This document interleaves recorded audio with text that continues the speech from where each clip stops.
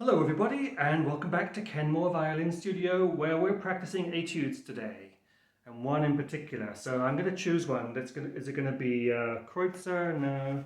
Is it going to be Tartini? No. Schradieck, yeah, the good stuff there. Oh, here's more Schradieck. Oh, Schradieck again. He wrote a lot of stuff, Schradieck, and we'll talk about him. Here he is again. Casorti, great stuff. Kaiser, not so well known, but actually some pretty good stuff in there too. Wolfart, yep, I've heard of him. Gaviniers, who on earth was he? Mazas, tuneful stuff. I like the Mazas etudes. Sit, you bet you haven't heard of him.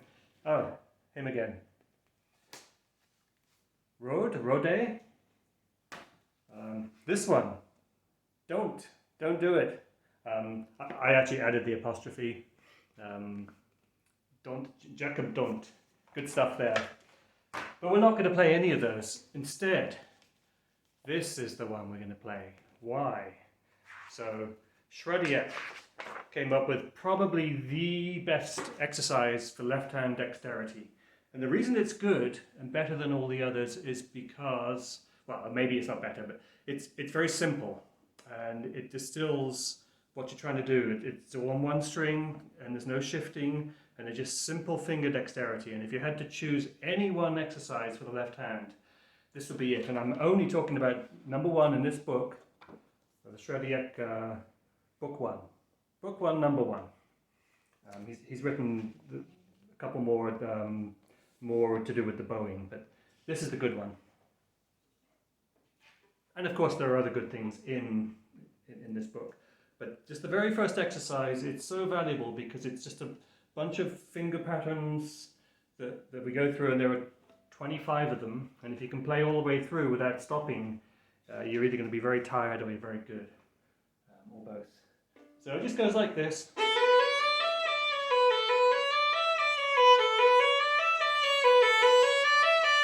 That's the first one, and then we go to the first variation.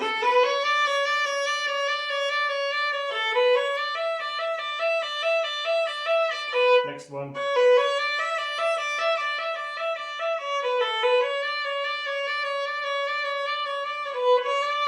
And so on. And as we get into them, you get some of them that are more fourth finger, more pinky oriented. So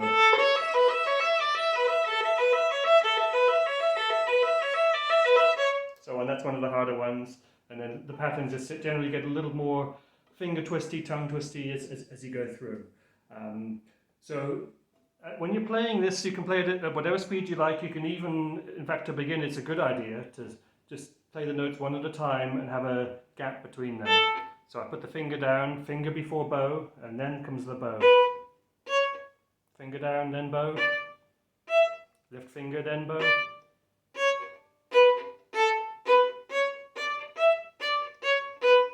So just that little moment where you put the finger down before you bow, you've got contact with the string. That's an excellent idea. You can also play, you can do each variation, which is, let's see, how many notes is that? 32 notes, I guess. You can do that on one bow.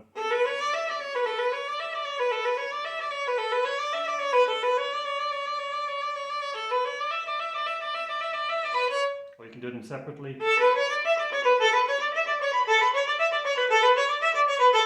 It's a chance to practice different kinds of bowing, your détaché or your sautillé bowing. You can do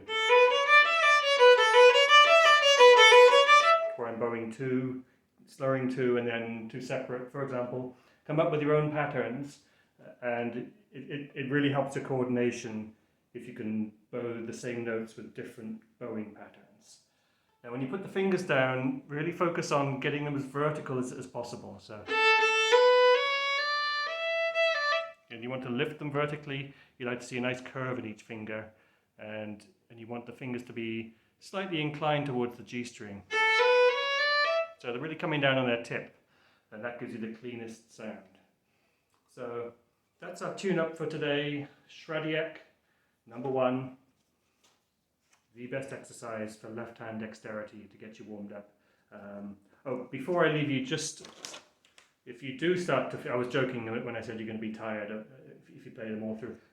don't keep on playing if it starts hurting. Take a break, check it all out, and then restart. Okay, so don't play through the pain. No pain, no gain is not true. So that's today's tune-up. Thanks for watching.